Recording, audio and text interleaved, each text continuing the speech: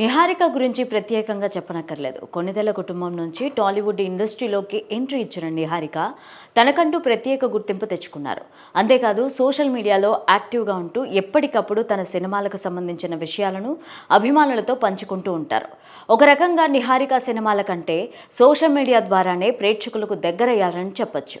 అయితే ఈ అమ్మడు త్వరలో పెళ్లి పీటలు ఎక్కబోతున్నట్టు వార్తలు వినిపిస్తున్నాయి. సినిమా ఇండస్ట్రీలో పెళ్లిళ్లు ఎంత వేగంగా జరుగుతాయో విడాకులు కూడా అంతే వేగంగా జరిగిపోతూ ఉంటాయి.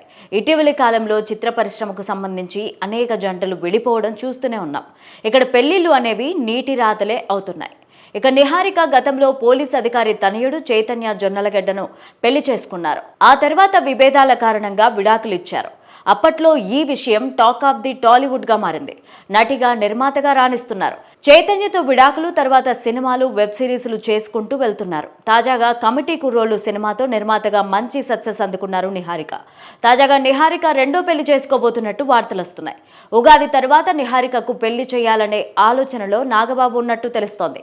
తనకు చిన్నప్పటి నుంచి స్నేహితుడిగా ఉన్న అతన్నే పెళ్లి చేసుకోబోతున్నట్టు టాక్ నడుస్తోంది. ఇక పెళ్లి వార్తలపైన నిహారిక కానీ మెగా ఫ్యామిలీ నుంచి కానీ క్లారిటీ రావాల్సి ఉంది.